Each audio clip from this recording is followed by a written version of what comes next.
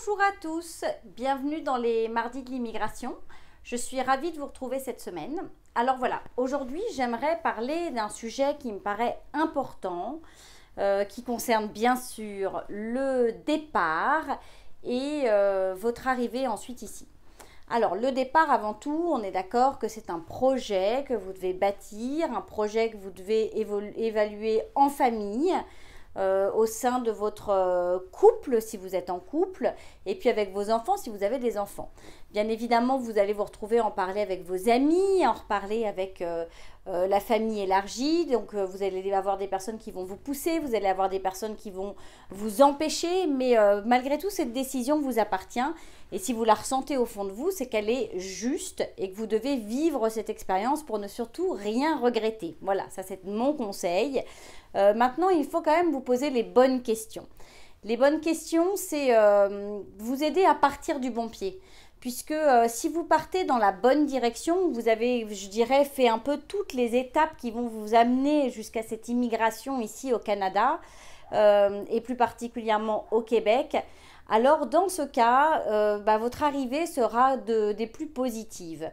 Partir du bon pied, c'est faire un premier pas vers le Canada, c'est y venir en vacances, si possible en été, et puis si encore possible en hiver. C'est quand même important de voir ce que donne l'hiver ici au Canada et plus particulièrement au Québec si vous immigrez au Québec. Il est important de connaître la région dans laquelle vous allez vous installer, la province, de connaître la culture qu'il en est, ça je vous le dis à chaque fois. Donc faites vraiment vos devoirs, renseignez-vous et puis venez sur place voir ce qu'il en est. Partir du bon pied, c'est également, je dirais, préparer un départ qui soit réaliste, que ce soit en termes de temps, puisqu'il y a des personnes qui pensent qu'il suffit d'aller s'inscrire sur le site du Midi ou sur le site de l'immigration du Canada et que ça va se faire comme ça. C'est quelque chose qui est long, donc vous avez vraiment le temps de vous préparer. Il y a certains modes d'immigration qui peuvent aller plus vite que d'autres, mais malgré tout, c'est un processus qui se fait sur le long terme. Donc, utilisez ce long terme et ce long processus pour vous poser toutes les questions, pour aller lire de l'information. Attention, malgré tout, de ne pas vous faire avoir, de ne pas vous faire attraper. J'entends énormément de gens qui me disent qu'ils aimeraient bien aller vivre à Trois-Rivières, par exemple. Alors, pour avoir échangé avec beaucoup de Québécois, les personnes ne comprennent pas en fait pourquoi est-ce que les gens veulent aller vivre à Trois-Rivières. Je pense que cette ville a dû faire une promotion absolument incroyable et ça a réussi puisque j'ai vraiment beaucoup de gens qui me disent vouloir aller là-bas et c'est pas forcément ce qui serait le plus intéressant en termes de qualité de vie en tous les cas. Donc voilà, bon, ça c'est un point de vue qui m'appartient et qui est très personnel, mais c'est un point de vue qui appartient également à un nombre assez grand de Québécois avec lesquels j'ai pu échanger. Ça ne fait pas partie finalement des villes qui d'un premier abord comme ça paraîtraient les plus agréables où aller vivre. Maintenant, il y a certainement des gens qui y vivent et qui y sont très bien, mais en tous les cas, renseignez-vous bien avant d'y aller. Renseignez-vous bien, allez voir, allez à la rencontre des communautés, allez à la rencontre des associations également pour aller échanger. Il y a des associations d'intégration de nouveaux arrivants. Donc allez un peu à la rencontre de ces gens-là. Allez si vous êtes encore à l'extérieur du Canada, même sur leur site internet. Faites des recherches. C'est vrai que ça fait beaucoup de textes à lire, mais c'est possible. Donc ça, c'est vraiment quelque chose d'important parce que si vous partez du bon pied, si vous avez toutes les informations, quand vous allez arriver ici, ce sera quand même quelque chose de plus facile. Ensuite, je dirais que dans tout ce processus de mise en place, de préparation de votre arrivée, il y a une chose qui est très importante, c'est de faire votre CV. On en parle souvent, si vous venez ici, normalement au Canada, c'est pour chercher après ça un emploi, pour être ce qu'on appelle un travailleur qualifié. Donc pour la plupart, et chercher cet emploi, ça va vouloir dire passer par la case faire son CV selon un modèle québécois. C'est quand même très important de savoir faire son CV sous un modèle québécois. Et faire son CV sous un modèle québécois, c'est aussi avant réfléchir sur le regard que vous allez poser sur vous, sur votre expérience et sur ce que vous savez faire. Donc n'hésitez pas de prendre un papier, un crayon et de lister l'ensemble des choses que vous savez faire. Tout ce que vous avez fait dans votre expérience professionnelle passée, c'est-à-dire la dernière dans laquelle vous étiez. Je dirais, faites-le peut-être dans les 3-4 dernières expériences que vous avez fait sur une dizaine, quinzaine d'années. Répertoriez ces mots-clés sur votre expérience. Faites un peu un espèce de brainstorming de qui vous êtes. Quel regard vous posez sur votre expérience professionnelle? Quel regard vous posez sur qui vous êtes? Quel regard vous posez sur la personne qui va arriver au Canada? C'est très important en fait de regarder à l'intérieur de vous et de faire cette introspection.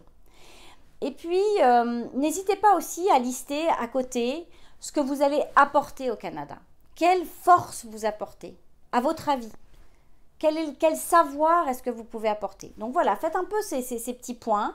Et je pense que c'est important. Le processus est long, donc ça peut prendre 2 ans, 3 ans. Donc préparez-vous chaque semaine, allez chercher de l'information, donnez-vous le temps pendant 1 heure ou 2 heures d'aller lire de l'information, d'aller travailler sur vous et de préparer en fait ce départ. Et puis surtout, bien préparer son départ, c'est bien préparer son arrivée. On ne saurait que le redire et le répéter à nouveau.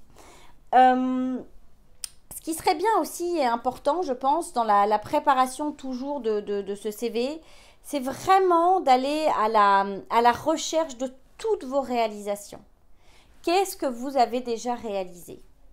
Et puis, si vous êtes dans un domaine commercial, monétisez-le. Mettez des chiffres à côté, c'est important pour que vous ayez bien tout ça en tête et que ça fasse partie vraiment d'un travail pour vous de réapprendre en fait qui vous êtes et puis pour savoir en parler et savoir parler de vous. Il y a une chose qui est très importante ici au Québec, c'est que le Québécois, quand il réalise quelque chose, il est toujours très fier de ce qu'il a fait et il a raison parce que c'est important d'être fier de soi. Et c'est vrai qu'ils vont vraiment parler d'eux en disant sans hésiter à mettre en avant vraiment leur réalisation. Alors, vu peut-être d'un regard extérieur et d'un regard d'un autre pays, on aura peut-être tendance à se dire, dis donc, peut-être qu'il se la pète un peu. En fait, c'est pas ça du tout, c'est absolument pas ça, c'est vraiment une culture. Il faut être fier de ses réalisations. Donc, soyez fiers de vos réalisations. Listez-les, chiffrez-les s'il y a des chiffres à mettre à côté pour savoir en parler. Et puis, essayez de vous entraîner en couple aussi pour faire un petit pitch commercial de qui vous êtes en 60 secondes. Est-ce que vous êtes capable d'expliquer en 60 secondes qui vous êtes, ce que vous avez fait, très très vite comme ça? Parce que ce qui va être très important quand vous allez arriver ici, c'est votre réseau. Et les réseaux, ça va être des 5 à 7, des petits déjeuners, ça va être des rencontres, ça va être vos voisins. Et il faut être capable en fait de pouvoir échanger comme ça sur 60 secondes et dire qui vous êtes. Par contre, il faut aussi être capable d'être à l'écoute de l'autre. Et ça, c'est très important. Au Québec, on pose beaucoup de questions à l'autre, on le laisse parler, on le laisse raconter parce que la personne est quand même très contente qu'on la laisse parler et qu'on l'écoute. Et puis après, elle vous posera des questions, elle vous demandera de parler de vous et ce sera votre moment à vous pour parler. Donc ça, c'est aussi quelque chose, un petit conseil que je vous demande qui est important à retenir. Et s'il y a une chose que vous pouvez également commencer à faire alors que vous n'êtes pas encore arrivé au Canada, c'est d'aller sur LinkedIn et de commencer à essayer de chercher des connexions en mettant des mots-clés sur des professions, sur la ville dans laquelle vous allez habiter ou en tous les cas sur le Québec. Et puis de commencer à envoyer des invitations et de commencer à communiquer éventuellement avec les gens, à leur envoyer des messages, alors pas trop non plus, hein, mais voilà, essayez d'aller commenter en tous les cas leurs publications, d'essayer de voir ce que vous pouvez trouver sur LinkedIn, parce que c'est vrai qu'ici on utilise énormément LinkedIn, et plus vous allez créer votre réseau, plus vous allez aller à la rencontre de gens, plus ça va être important pour vous après dans votre recherche d'emploi, et puis même une fois que vous serez en emploi, c'est toujours important d'avoir le réseau et puis qu'on sache parler de vous, qu'on sache parler de ce que vous savez, de ce que vous faites, qu'on sache éventuellement vous mettre en relation avec Pierre, Paul ou Jacques parce que justement on sait qui vous êtes, on a confiance en vous et puis on a confiance en votre potentiel et puis surtout on vous connaît. Donc comme on vous connaît, et ben voilà, on a en tête ce que vous faites et puis on peut en parler. Et ça c'est très très très important. Alors c'est sûr que réseauter, il y a des réseautages qui sont gratuits, il y a des réseautages qui sont payants. Ça peut coûter un petit peu d'argent au début, mais de toute façon l'immigration c'est pas gratuit, on le sait, ça coûte cher. Ça coûte cher de partir parce que toutes les démarches sont payantes. mais en même temps, sans ce réseau, ce sera difficile et ça fait vraiment partie intégrante de la culture du Canada, de la culture du Québec. Donc voilà pour ce que j'avais à vous dire aujourd'hui. On va retrouver bien évidemment en studio Valérie et on se retrouve tout de suite après la pause. Conseil de pro vous est présenté par Valérie Flatt, consultante réglementée en immigration canadienne. Bonjour Valérie. Bonjour Géraldine. Comment ça va? Ça va bien, fraîchement ce printemps, mais on y arrive, on y croit. Alors, aujourd'hui, on va faire des choses un peu différemment. Ok. Je vais jouer à l'instigatrice et je vais te poser des questions. Très bien. Voilà. Donc, des questions que beaucoup de personnes posent. Et donc, ça permet de revenir sur des sujets qu'on a peut-être déjà traités, mais de faire un peu différemment. Donc, question-réponse. Question-réponse. On y va. Alors, top chrono, j'ai le buzzer.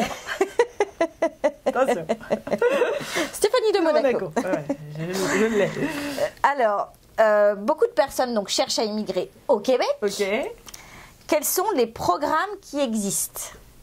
Les programmes. Alors, il y a la résidence temporaire ou la résidence permanente. En même temps, j'ai entendu le mot cherche à émigrer, donc pour moi, j'ai l'impression que c'est plutôt permanent. D'accord. Donc, en résidence permanente, en fait, tu as depuis l'extérieur ou depuis l'intérieur. Donc, si tu vas le faire depuis l'extérieur, en ce moment, c'est Mon Projet Québec qui, en août, devient l'intention d'intérêt. D'accord. Et après ça, tu as ceux qui sont déjà ici puis qui ont une expérience de travail ou d'études qui, eux, passent par le programme de l'expérience québécoise. D'accord. Et sinon, il y a d'autres programmes qui ne permettent pas d'immigrer?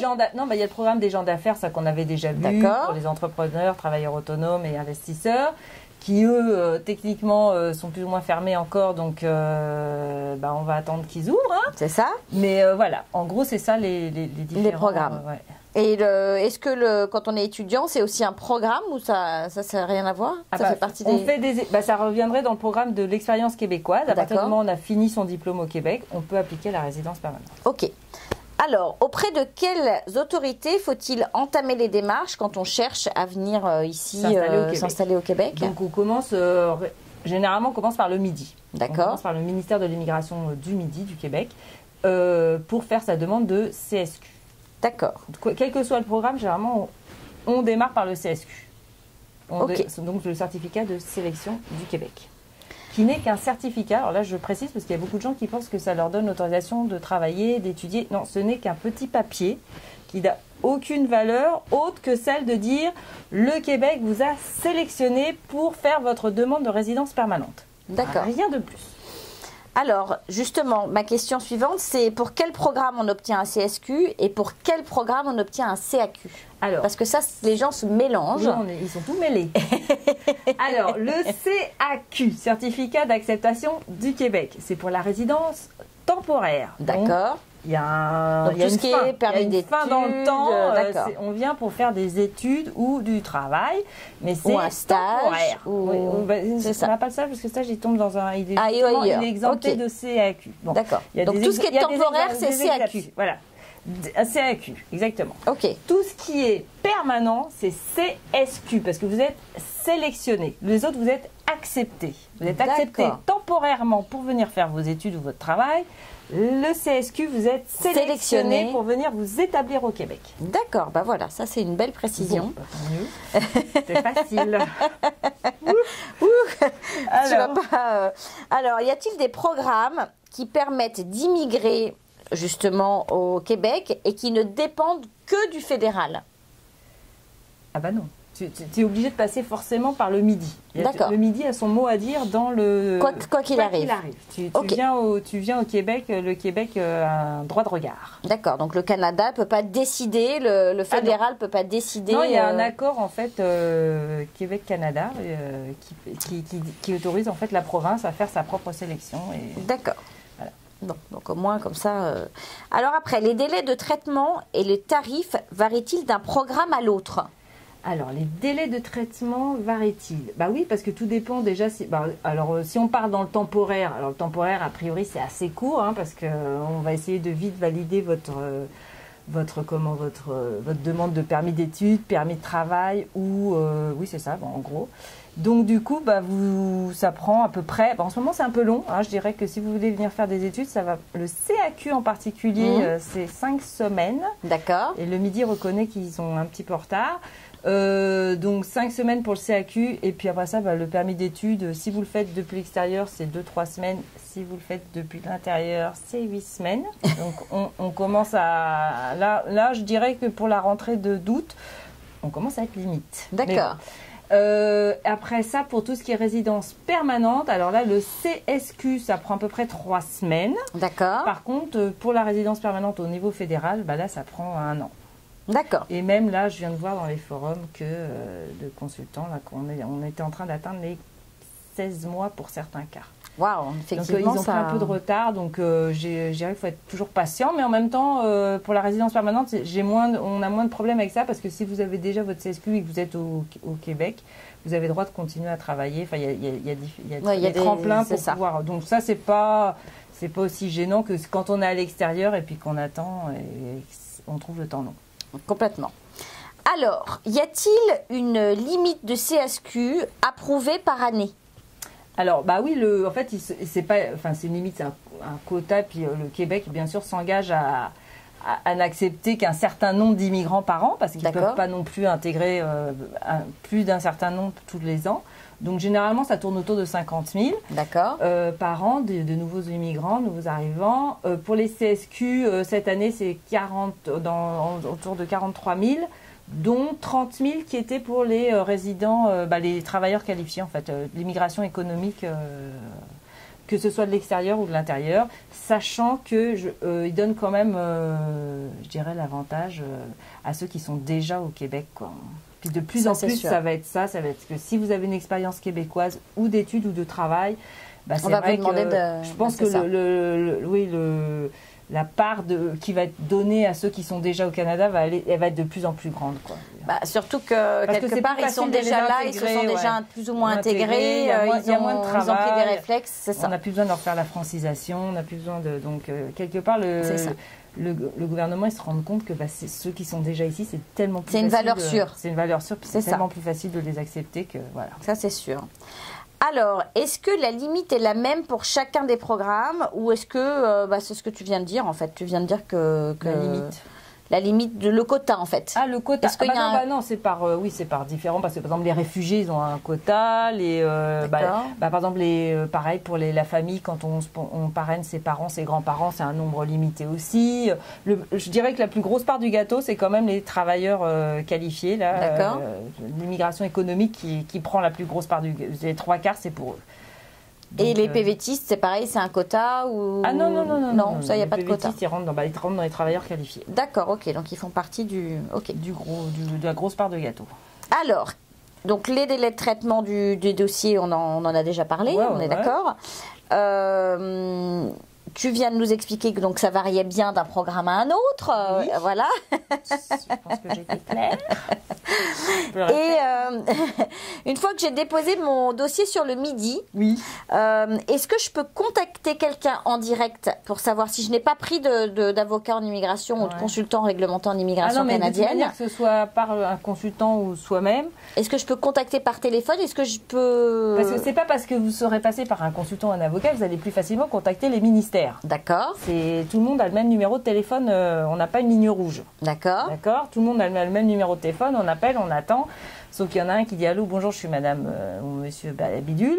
Alors de l'autre côté, c'est bonjour, je suis le consultant qui représente madame Bidule. D'accord. Mais c'est exactement le même numéro de téléphone. Donc on appelle, il y a un délai de traitement qui apparaît sur la page web qui dit si le délai de traitement n'a pas dépassé, on n'a pas atteint le délai de traitement normal qui est affiché sur votre écran, ne nous appelez pas. Donc c'est clair, vous n'appelez pas si votre délai de traitement n'est pas atteint. D'accord. S'il est atteint, là vous pouvez commencer à vous poser des questions.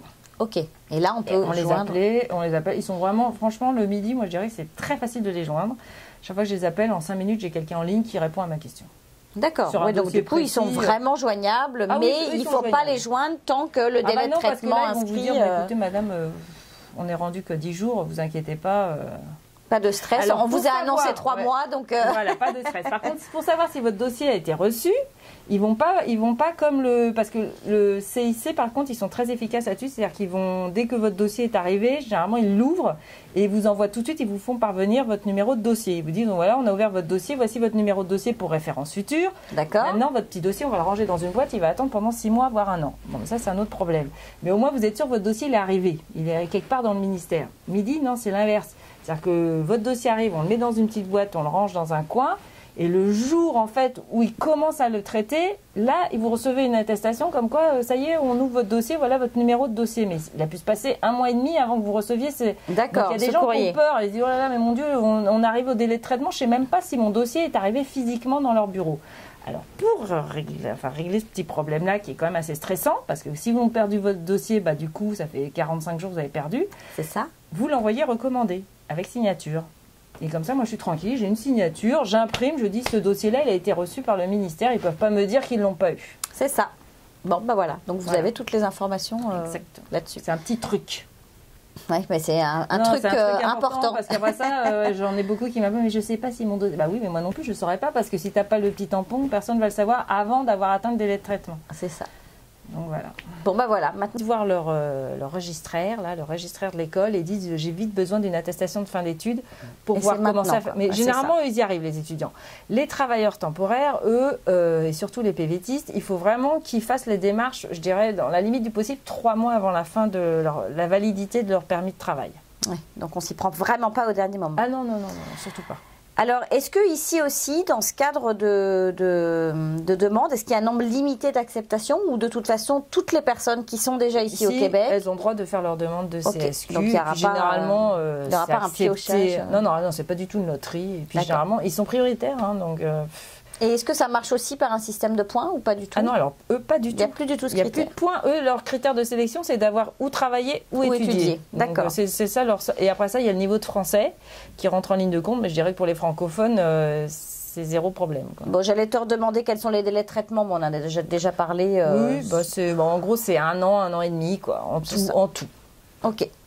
En tout, une fois, oui, c'est ça. C'est-à-dire que le CSQ, c'est assez rapide, mais la résidence permanente, c'est plus long. Et il faut à nouveau passer la petite visite médicale et les certificats de police pour tous les pays où on a vécu plus de 6 mois après son 18e anniversaire. Je le répète, je ne le dirai pas assez. Ok. Et alors, est-ce qu'il y a des différences de délai de traitement entre si jamais on entame les démarches, donc pour être travailleur permanent au Québec, depuis l'intérieur ou depuis l'extérieur? Oui, alors surtout dans la partie économique, je dirais que c'est plus long de l'extérieur. Hein. D'accord. On le voit, actuellement, ils sont en train de traiter, il y a 3 ans de délai pour l'extérieur, donc c'est long. On espère qu'avec la déclaration d'intérêt, ça va raccourcir les délais de beaucoup les délais, mais pour le moment, c'est vraiment 3 ans d'attente depuis l'extérieur, alors qu'à l'intérieur, comme on le disait, c'est 1 an. 1 an et demi. Quoi. Ouais, c'est ça. Ok. Et une fois que toutes les étapes sont validées et l'obtention du fédéral et du provincial, combien de temps les personnes ont-elles pour faire valider leur visa? Ah, ok. Donc ça, c'est en fait... Qu'on soit à l'intérieur d'ailleurs ou à l'extérieur. Ouais. Parce qu'en fait, vous allez recevoir... En fait, à partir du moment où vous passez votre visite médicale, c'est le top chrono de la validité de votre visa de résidence permanente. D'accord. À moins que votre passeport ait une validité plus courte. C'est ou la validité du passeport ou la validité de votre examen médical. Donc autant refaire son passeport avant de faire la demande. Moi, je dis toujours, attention, est-ce que le passeport est au moins valide pour le temps de la validité de l'examen médical d'1 an? C'est-à-dire qu'à partir du moment où on visite le médecin, on regarde si son passeport est valide pour au moins 1 an. S'il est valide pour moins, non, allez refaire votre passeport. Sauf que je sais que c'est pas facile dans certains pays de faire un passeport quand il reste plus de 6 mois de validité sur le passeport. Okay. Ça, c'est un peu le côté pénible de la chose. Mais sinon, c'est sûr que c'est mieux parce que du coup, vous avez plus de placements. En gros, généralement, c'est vers la fin, c'est vers le 8e, 9e mois qu'on vous fait passer la visite médicale. Donc, et quand on nous demande de passer, excuse-moi, la visite médicale, il faut le faire rapidement? On a 30 jours, donc c'est assez rapide. Ah oui, c'est rapide, d'accord. On ne peut pas se dire, j'attends d'être proche de la fin de mon visa. Si j'ai 6 mois, j'attends de me mettre à 3 mois. Non, c'est pas possible. Non, on a 30 jours pour faire la visite médicale. On fait pas de perte de temps à l'agent parce que là, votre dossier, il est sorti de la queue. Là, puis il est en traitement. Donc là, il vous rentrez dans une petite queue de fin. Là, c'est vers la fin. Donc on ne s'amuse pas. Alors, à moins d'être enceinte. Alors là, du coup, vous pouvez plus faire l'examen médical. Et du coup, vous êtes obligé d'attendre que bébé naisse pour faire la radio. Donc je dirais, si vous prévoyez d'avoir un bébé, plutôt après la visite médicale ou 9 mois avant. C'est-à-dire que dès qu'on dépose son dossier de résidence permanente, en gros, on peut commencer une grossesse parce qu'à partir du moment où ils vont vous demander, ça va jouer à peu près à 1 mois près. Puis là, vous pouvez demander une dérogation. D'accord. Il ne me reste plus qu'1 mois avant la fin de ma grossesse, mais pas vers la fin. Là, parce que là, c'est bête, ça va vous redécaler 9 mois. D'accord, en effet. Bon, bah voilà, c'était... Puis on ne veut pas prendre le risque de faire une radio enceinte, donc voilà.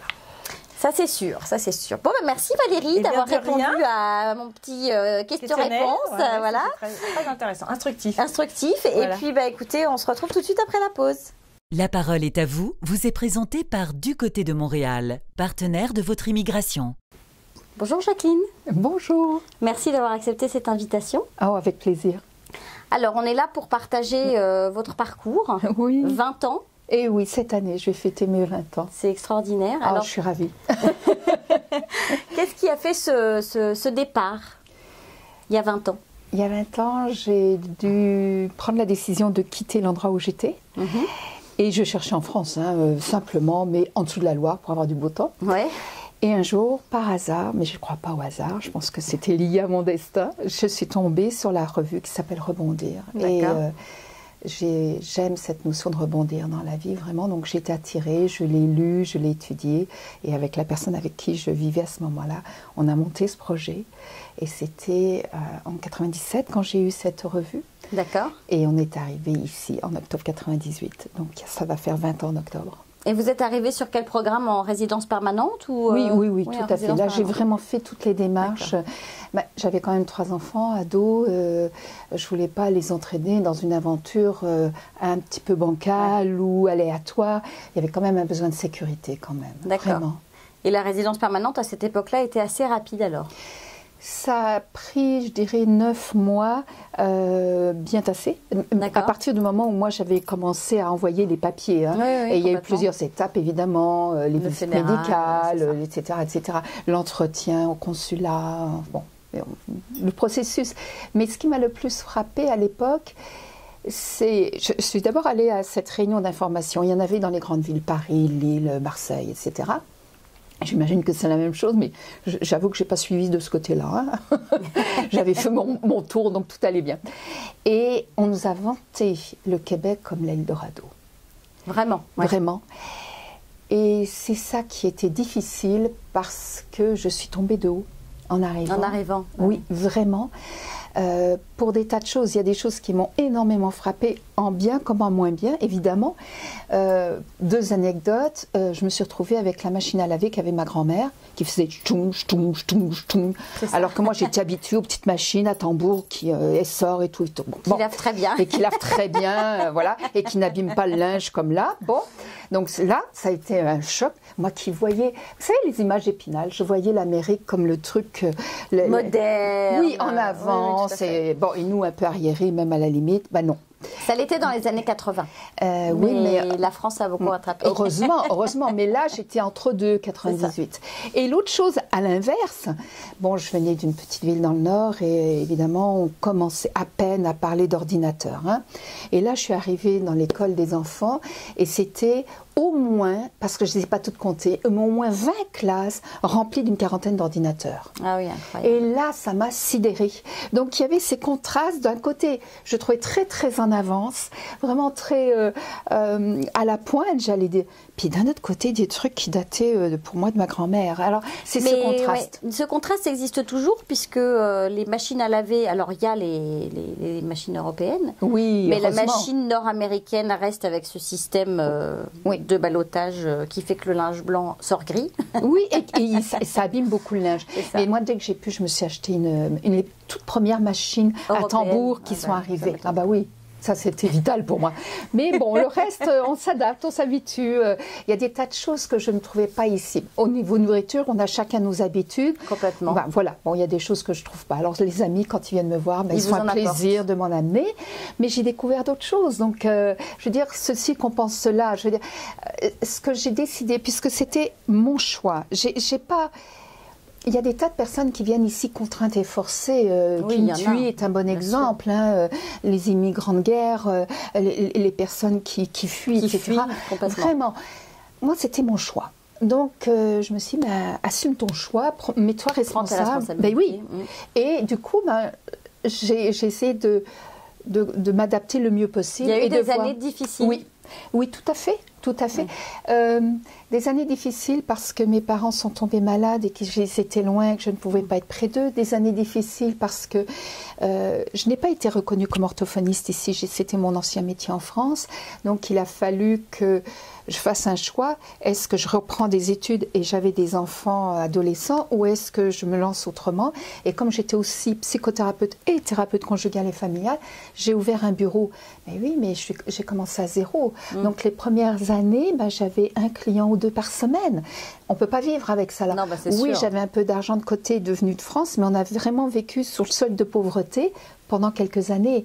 Et mes enfants ont joué le jeu. Et parce qu'ils étaient là, et heureusement qu'ils étaient là, je me suis battue. Bien sûr. C'est ce qui m'a motivée, c'est ce qui a fait que j'ai été de l'avant, c'est ce qui a fait que j'ai cru en ce projet. Oui, vraiment.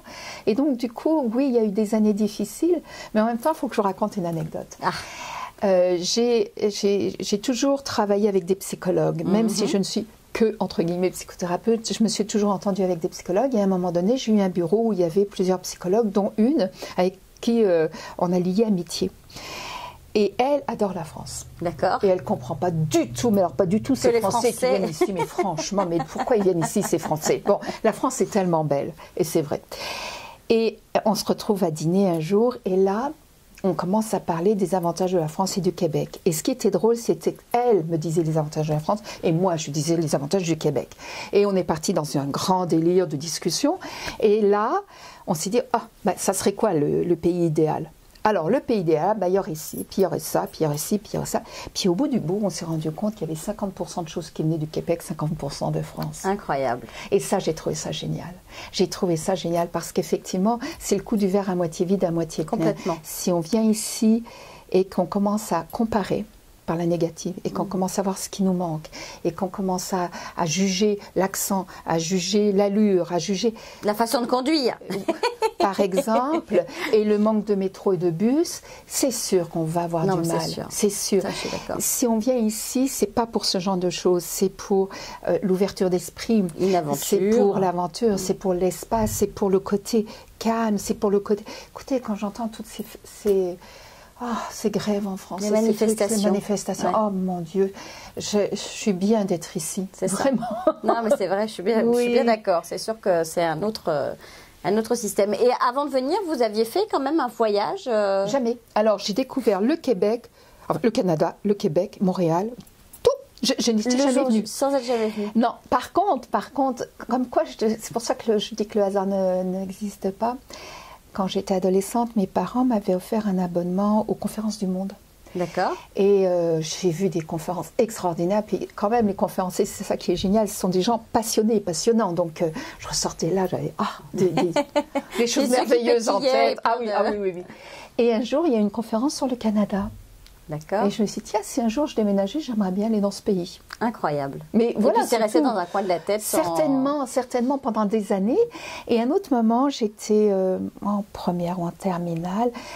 Une de mes amies, et c'est excessivement rare, a fait un ACV ou un AVC, suivant le pays, à l'âge de 12 ans. Ce qui est rare, on ne voit pas ça souvent chez les enfants. Très, très rare. Un accident vasculaire cérébral chez un enfant, non, pas souvent. Et du coup, elle avait des handicaps parce que ça avait atteint certaines zones du langage, donc elle avait du mal à parler et elle avait du mal à lire et à écrire. Je comprends mieux maintenant pourquoi vous êtes devenue orthophoniste. Alors, je vous raconterai, c'est autre chose. Et un jour, on parlait ensemble, et là encore, on parlait du pays idéal, et je me souviens lui avoir dit que si je veux changer de pays, ça serait le Canada à cause des espaces, à cause de tout ce qu'on pouvait créer. Il semblait y avoir une facilité à créer. Oui. À croire en ses rêves. Oui.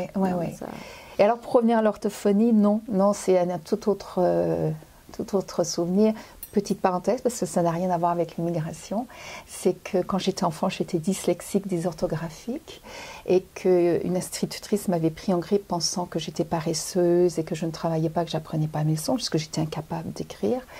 Et elle me faisait tourner dans la cour de récréation avec mon cahier attaché dans le dos, parce que je faisais trop de fautes.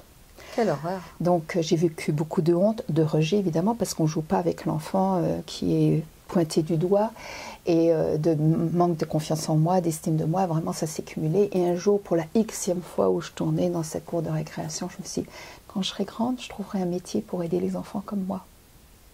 Et quand je suis arrivée au moment de mon bac, j'ai vraiment hésité entre psychologie et orthophonie, qui venait de commencer en France, c'était assez récent. Et j'ai choisi orthophonie, mais j'ai quand même fait des études en psychologie. Et après, je suis devenue psychothérapeute. Ça faisait vraiment partie de quelque chose que je voulais faire, développer et aider. Et ici, souvent, on me pose la question, est-ce que les problèmes ici sont pareils ou différents qu'en France? Les problèmes d'identité, les problèmes existentiels sont partout les mêmes. Ils ne s'expriment pas peut-être de la même manière, mais ce sont les mêmes. Oh, je vais vous raconter une autre anecdote. Sauf qu'on accompagne beaucoup plus les enfants dyslexiques ici, et avec un trouble de l'attention. Et... Tout à fait. Enfin, moi, je l'ai vu. Nous, on est tous dans cette famille. Nous sommes 6.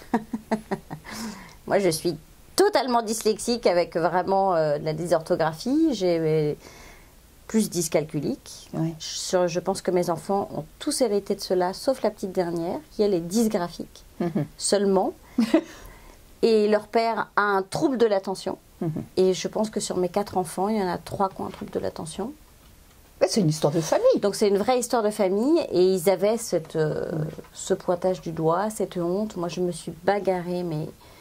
Je pense que la dernière année, j'ai déscolarisé mes enfants en France, parce que je me suis dit, si je ne les déscolarise pas, je vais clouer un prof au mur. C'était notamment la professeure d'anglais.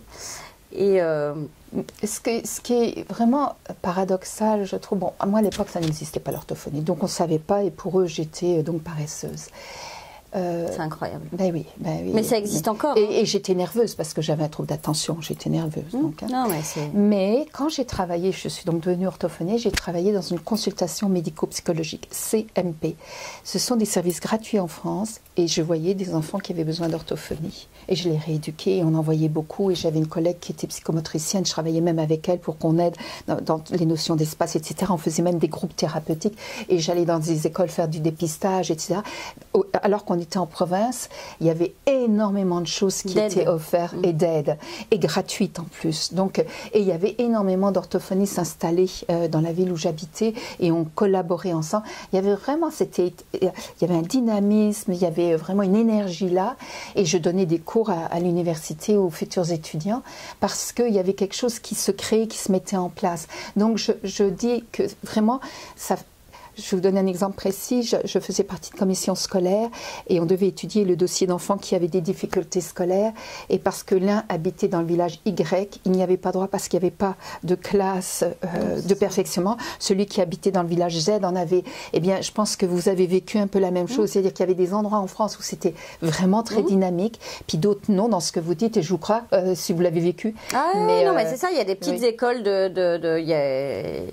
c'est vrai qu'en fonction de l'endroit où vous êtes, en fonction de l'école, en fonction du niveau, et puis je veux dire, il y a encore des personnes qui cherchent à quitter la France, notamment pour ça, pour l'école, parce que leurs enfants sont pointés du doigt, parce que nuls, parce que c'est toujours pas reconnu. Ça peut être reconnu au niveau peut-être d'une école, d'une ville, d'un lieu, mais ce n'est pas reconnu sur un plan national. Ouais, et même si aujourd'hui il y a une vraie bataille qui est faite, moi en arrivant ici, je me suis dit, mais le Québec a 20 ans d'avance, ça va faire 3 ans, donc maintenant je pars du principe qu'on a 23 ans d'avance, parce que l'éducation nationale n'a toujours pas compris et toujours pas bougé son petit doigt, alors qu'on sait très bien qu'un enfant qui a un trouble de l'attention va être une personne brillantissime, créative, et qui va être capable de faire plusieurs tâches en même temps, même si ça va être un peu en bazar. Et on sait que généralement des dyslexiques et des dysorthographiques, ils vont tellement se battre pour y arriver, que je veux dire, dans la vie d'après, enfin, quand ils sont adultes, c'est des gens qui savent déjà mener des batailles parce qu'ils en ont mené enfant. Et au Québec, on les embauche pour ça, en fait, parce que ce sont des gens tenaces, quoi. Tout à fait.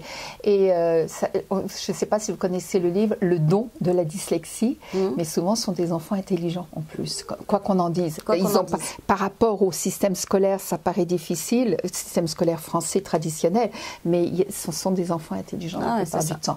Donc, voilà. Donc, voilà. vos enfants ont hérité de ça? Non, pas du tout. Pas du tout. Non, donc c'est une chance. Juste moi, le vilain petit canard de la famille. Alors voilà. Ce sont des choses qui arrivent. Oui, tout à fait. Et alors eux, leur arrivée ici, donc ils étaient adolescents. Est-ce que ça a été un choc? C'était drôle parce que j'ai une fille qui a réagi en se trouvant, elle avait une quinzaine d'années, en se trouvant un chum, comme on dit ici, un Québécois pur laine, tout de suite. Ça a été sa manière de s'intégrer, de se sentir plus à l'aise, etc.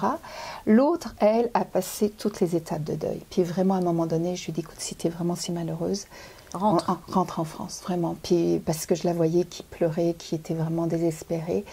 Et ça a duré quand même un bon 6 mois. Et puis finalement, elle s'est beaucoup plu ici. Elle est repartie en France, mais elle s'est beaucoup plu ici. Elle revient régulièrement. Elle a gardé des amis ici, donc voilà. Et mon fils est arrivé avec un décalage de 2 mois parce qu'il s'était fait une entorse. Il avait un plâtre et tout, donc il n'a pas pu partir tout de suite. Il est resté chez son papa ce temps-là. Et quand il est arrivé, on avait donc pratiquement 2 mois d'avance sur lui, entre guillemets. Et il a bénéficié de toutes nos découvertes, de tous nos apprentissages, de toutes les facilités pour le métro, pour tel endroit, etc. Et alors lui, il s'est trouvé comme un poisson dans l'eau. Alors vraiment, ça a été j'ai eu 3 enfants, 3 approches différentes. Et à la limite, il s'est plus vite adapté que nous autres.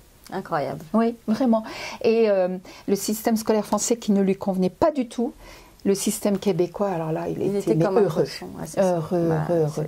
Il s'est retrouvé à Bois-de-Boulogne et vraiment au cégep de Bois-de-Boulogne, il était vraiment bien. Et il a fait des choses qu'il n'aurait jamais fait en France. Il a fait de l'improvisation, il a fait du théâtre, il a fait de la radio, il a fait de la photo, il a fait, je ne sais plus quoi, enfin, des tas de choses qu'il n'aurait pas faites là où j'étais et qu'il a découvertes et qu'il a adoré. Ouais, ça ne m'étonne pas. Oui, vraiment. Et alors vous, qu'est-ce que vous a apporté cette immigration ?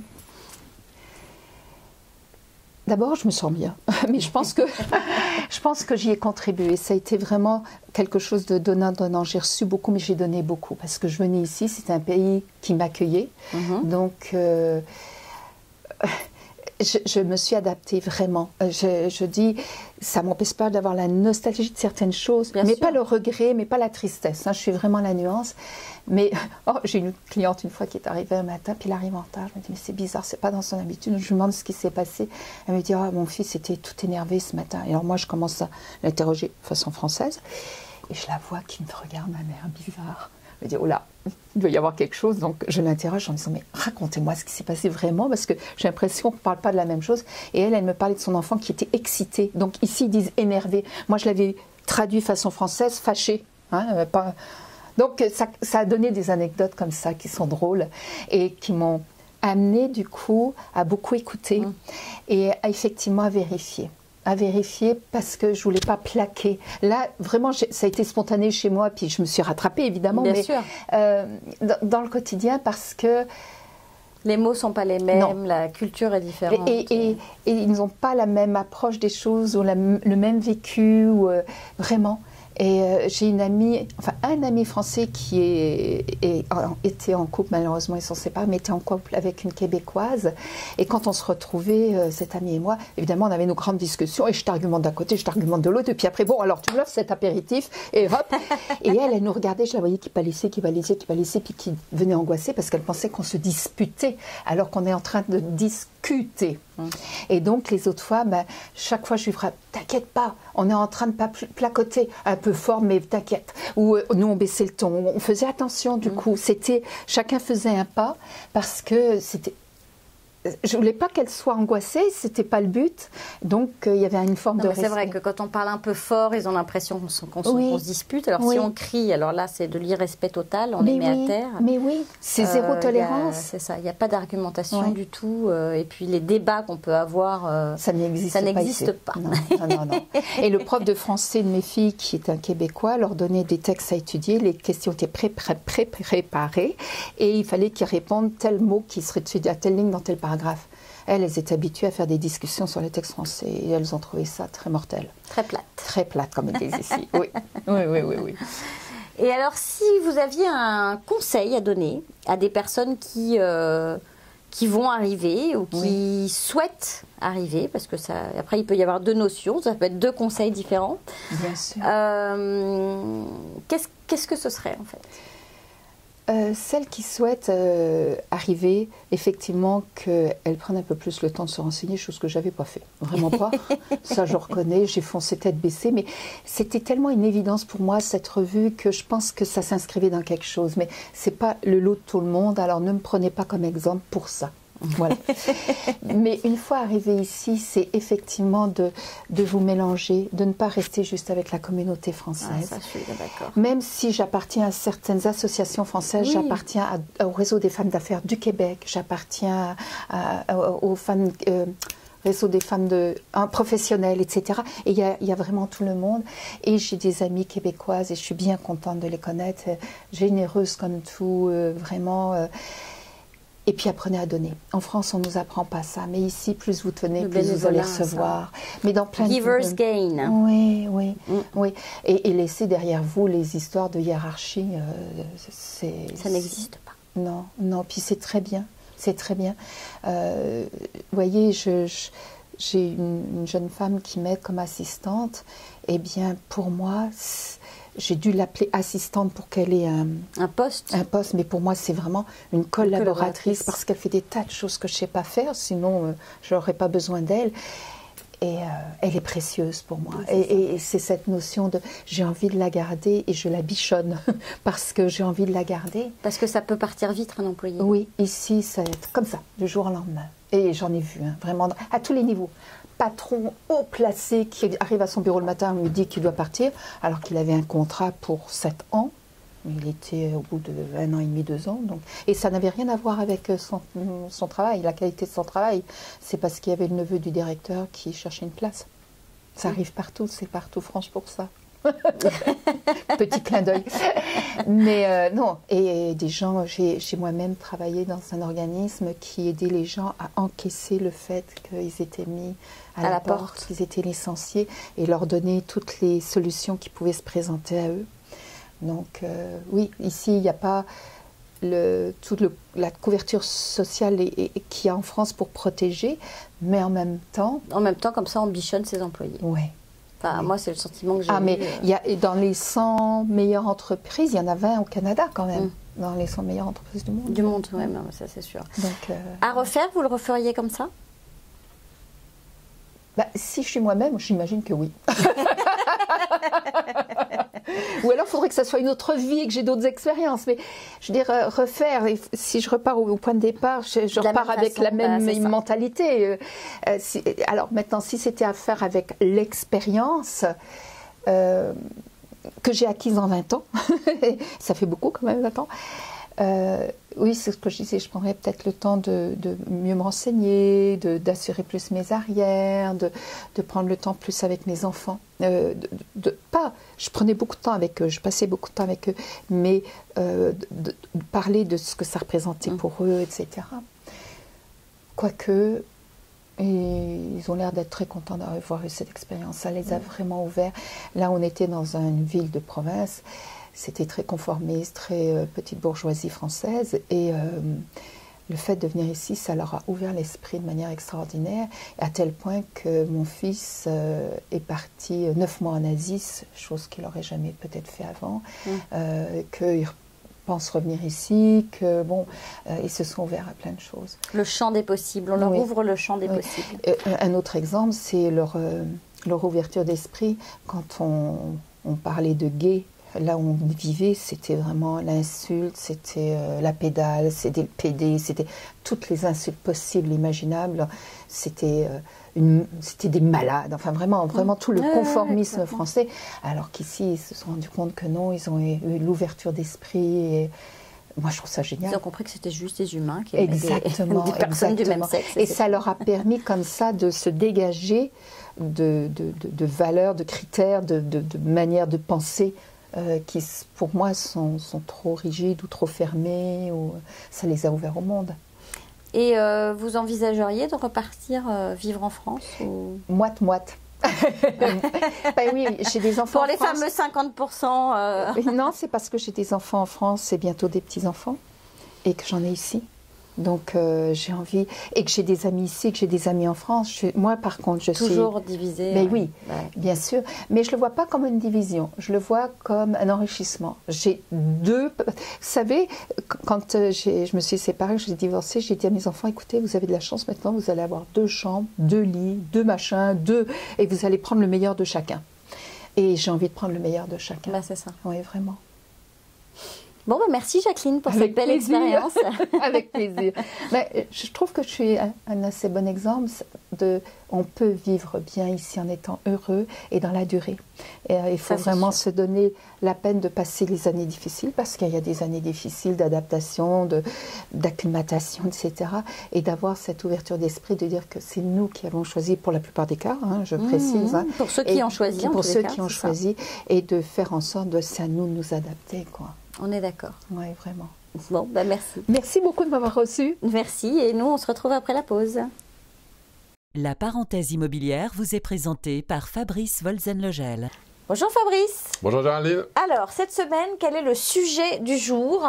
Eh bien, on va rester dans la location. On en a parlé les 2 dernières capsules que l'on a faites, parce qu'on est vraiment dans la période de location. Le 1er juillet arrive. Et donc, il y a plusieurs choses. Je voulais faire le point sur le 1er juillet, le très fameux 1er juillet. Et je voulais faire le point sur les obligations du locataire, l'obligation quand vous avez loué un appartement, mais aussi les obligations du locateur, qui est donc le propriétaire ici, de façon à voir un petit peu comment les choses fonctionnent. Alors, premier point, c'est une évidence, mais vous avez loué un appartement, votre première obligation, c'est de payer le loyer. C'est ça. Mais alors, on vous dit ça comme une évidence, mais c'est d'autant plus évident qu'ici, c'est très important, parce qu'on a la régie du logement qui gère les relations entre le propriétaire, donc le locateur et le locataire, et cette régie est très réactive. La régie du logement. On aura l'occasion de faire un détail et une capsule sur ce point-là, mais au jour d'aujourd'hui, simplement pour vous dire que vous devez payer votre loyer le 1er du mois. Si vous n'avez pas payé le 1er du mois, dès le lendemain, le propriétaire peut vous mettre en demeure. À ce moment-là, vous avez 3 semaines pour régulariser votre situation. Si vous n'avez pas régularisé votre situation, le propriétaire peut demander la résiliation du bail et techniquement votre expulsion. Et techniquement, l'expulsion, ici, c'est toute l'année. Il n'y a pas de trêve hivernale. Donc, c'est très très important de respecter les termes du contrat et de respecter les termes du bail et de payer votre loyer en temps et en heure. C'est aussi important de ne pas garder l'argent en vous disant « il y a un problème, moi je ne vais pas payer mon propriétaire parce que les toilettes fuient, il ne fait pas les travaux, etc. » Surtout ne faites pas ça, vous vous mettez en défaut et quelle que soit la situation, dans 99,9% des cas, vous aurez tort. Donc, appelez la régie du logement, soumettez-leur leurs problèmes, ils vont vous donner la solution ou la procédure à respecter, et au moins vous serez dans les règles de l'art et vous serez tranquille et il ne pourra rien vous arriver. Et petite coupure, je me permets, c'est le fait de, si jamais vous avez un délai spécifique pour payer votre loyer, donc par exemple vous avez négocié de pouvoir le payer le 5, le 7 ou exceptionnellement, ayez un écrit... Hein, tu confirmes, toujours dans votre dossier, ayez un document qui prouve vos dires, s'il y a une modification en cours de route où vous êtes convenu que pour des raisons d'entrée et de sortie d'argent, vous allez payer non plus le 1er mais le 5 ou le 10, ou qu'à un moment même vous allez payer la moitié de votre loyer pendant 1 mois ou 2, ça peut être des accords que vous trouvez. Ayez un écrit, parce que le jour où vous êtes devant la régie du logement, votre propriétaire vous emmène là-bas ou vous l'emmenez, on va vous demander de prouver ce que vous dites. Et si c'est juste, on s'est parlé au téléphone, on se l'est dit, ça ne vaudra rien, on va revenir au bail. Sur le bail, c'est marqué que vous deviez payer le 1er, vous n'avez pas payé, vous êtes en tort, l'histoire elle est réglée, c'est vous qui avez tort, c'est vous qui devez payer tous les frais, tous les dépenses, et c'est vous qui risquez de vous faire expulser. Donc ça, c'est la première point, payer en temps et en heure et ne pas retenir son loyer, même s'il y a un problème avec le propriétaire.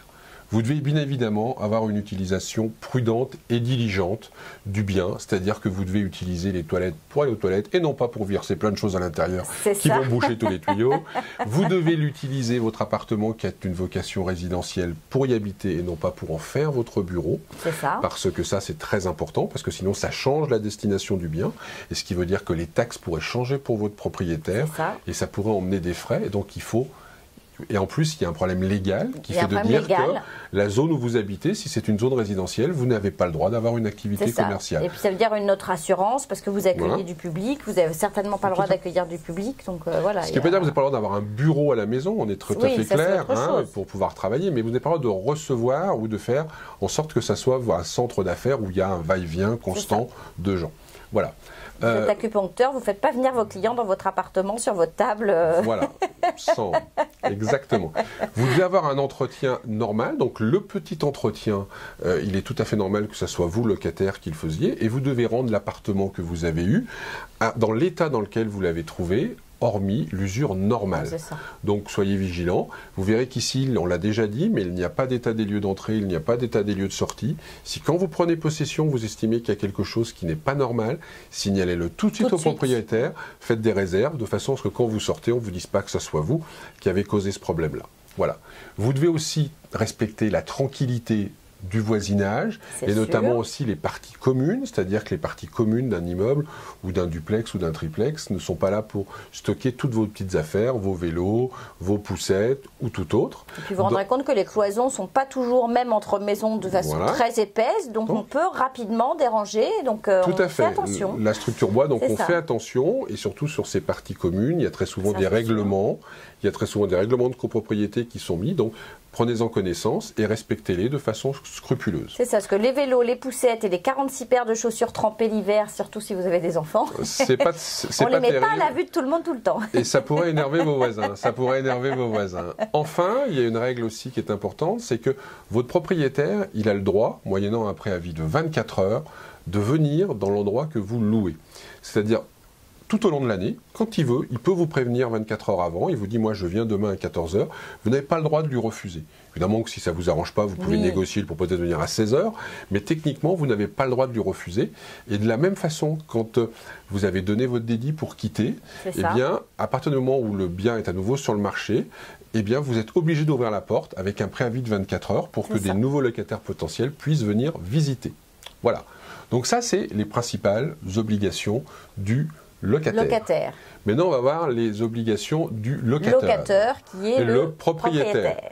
Un locateur ne peut pas vous refuser le renouvellement de votre bail. Il faut savoir que quand vous êtes locataire en titre, le locateur ne peut pas vous refuser le renouvellement de votre bail.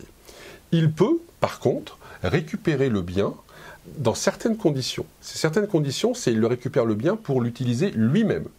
C'est-à-dire, il vous dit, moi, je veux que vous partiez parce que je veux venir habiter dans cet appartement-là. Ou je veux y loger un ascendant ou un descendant, donc mes parents ou mes enfants. Voilà. Ou alors une personne de sa famille dont il est le soutien financier principal. D'accord. C'est les seuls cas où le locateur, donc le propriétaire, peut récupérer le logement. À cette fin, il doit vous prévenir par un courrier recommandé, une lettre contre signature, on va dire ici. Si vous avez un bail à durée fixe et de 1 an ou plus, il doit vous prévenir 6 mois avant, en vous disant 6 mois avant la fin de votre bail, je vous envoie un courrier, comme quoi je veux le récupérer à la fin de votre bail, le bien. Si vous avez un bail de moins de 6 mois, enfin de 6 mois et de moins de 6 mois, il doit vous prévenir 1 mois à l'avance, donc ça peut être plus rapide, attention. Et si vous avez une occupation sans bail, il doit vous prévenir entre 1 et 2 mois avant la fin de l'occupation. Sachant qu'un bail, je me permets de faire une petite coupure, je ne sais pas si on en a déjà parlé auparavant, mais en général, quand on prend une location, on s'engage sur 1 an ou 2 ans ou 3 ans. À la limite, on s'engage sur la durée que l'on veut, mais l'usage, il est... Et on doit se tenir à ce... Voilà. L'usage, il est qu'on s'engage pour une durée, au minimum très souvent 1 an, parce que le propriétaire, il aime bien être tranquille pendant une année. Et on ne peut pas partir en cours de bail. Et on l'a déjà dit, mais on le répète, quand vous vous êtes engagé, que vous avez signé une promesse de location ou un contrat de bail sur 1 an, vous n'avez aucun moyen de sortir, sinon de trouver des accords de sous-location, qui est autorisé ou de remplaçant, ici, qui est légal, hein, voilà. Mais on en a déjà parlé, mais on y reviendra un jour sur une capsule vraiment liée. Super. L'augmentation, ici au Québec, quand votre propriétaire vous augmentez, il n'y a pas un taux fixe qui a été fixé d'augmentation et d'une année sur l'autre. Par contre, la fameuse régie du logement, dont on a déjà parlé, a mis en place un outil qui, en fonction de l'augmentation des taxes, de l'augmentation des coûts de l'énergie, de l'augmentation des assurances, des travaux, ou des travaux, et c'est là le point le plus important, donc des réparations, des grosses réparations ou des améliorations majeures, c'est-à-dire qu'on a refait une cuisine, on a refait une salle de bain, on a refait tous les sols, là, il peut y avoir des augmentations. Donc, il y a un outil qui permet, en fonction de ces augmentations-là, de définir l'augmentation qui s'applique à votre bien. C'est ça. Donc, le propriétaire, il va vous envoyer un avis d'augmentation en vous disant « moi, j'envisage d'augmenter votre loyer de temps ». D'accord ? Donc, Vous avez le choix de l'accepter, auquel cas, tant mieux, le bail continue, puis vous avez accepté l'augmentation. Vous pouvez aussi la refuser. Et la refuser ne veut pas dire que vous devez quitter le logement. Ça veut dire simplement que vous n'êtes pas d'accord avec l'augmentation qu'on vous impose, mais vous avez le droit de rester dans le logement. Et là, 2 solutions. Vous renégociez avec le propriétaire, c'est-à-dire vous essayez de dire, voilà ce que dit la régie du logement, voilà, tu m'as demandé plus, on va essayer de trouver un terrain d'entente. C'est ça. Soit si on ne trouve pas de terrain d'entente, c'est pas grave, vous avez le droit de rester dans le logement et c'est la régie du logement qui va trancher. C'est-à-dire qui va dire, voilà ce qui a été fait comme travaux et tout, et on estime qu'au jour d'aujourd'hui, l'augmentation, elle est de temps et ce n'est pas discutable. Voilà. Une chose à noter, un immeuble qui a moins de 5 ans ou un immeuble qui a été transformé en logement résidentiel depuis moins de 5 ans, les augmentations sont libres, on va dire, pour faire quelque chose de simple. Okay. Donc il faut regarder ça de façon précise et bien le savoir quand on loue un bien. Donc ça, c'est pour l'augmentation. Il peut aussi y avoir une modification du bail. Le propriétaire peut vous dire, je vous loue un appartement avec un parking, maintenant je voudrais récupérer le parking. Ou je vous loue un appartement avec un rangement, je veux récupérer le rangement. Ah. Les animaux étaient autorisés, je veux plus. C'était autorisé de fumer, maintenant je veux plus, notamment avec la fameuse cannabis. On aura aussi l'occasion de faire une capsule sur ce sujet et on essaiera de la faire avant d'avoir fumé. C'est promis. Donc voilà. Donc en règle générale, pour faire très simple sur ce point de vue-là, qui est la modification, c'est soit vous négociez, pareil, puis vous essayez de trouver un terrain d'entente. Et si vous n'arrivez pas à trouver un terrain d'entente, en règle générale, vous allez à la régie du logement. Et la régie du logement part du principe que si la modification, elle change complètement ce pourquoi vous louiez l'appartement. Je m'explique, vous louiez un appartement sur le plateau exprès parce qu'il y avait un garage, puis on vous dit qu'on veut vous l'enlever. On va vous le laisser parce que c'est vous qui aurez raison, ce n'est pas une modification qui est acceptable. D'accord ?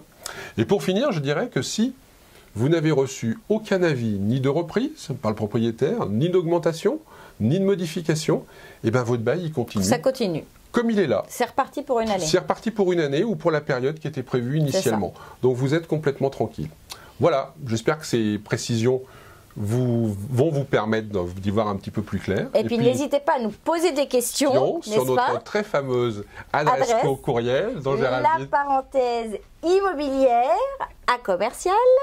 Donc c'est le arrobase, le commercial, gmail.com. Voilà, donc on attend vraiment vos questions et on compte sur vous. Voilà, exactement. Et on se retrouve la semaine prochaine.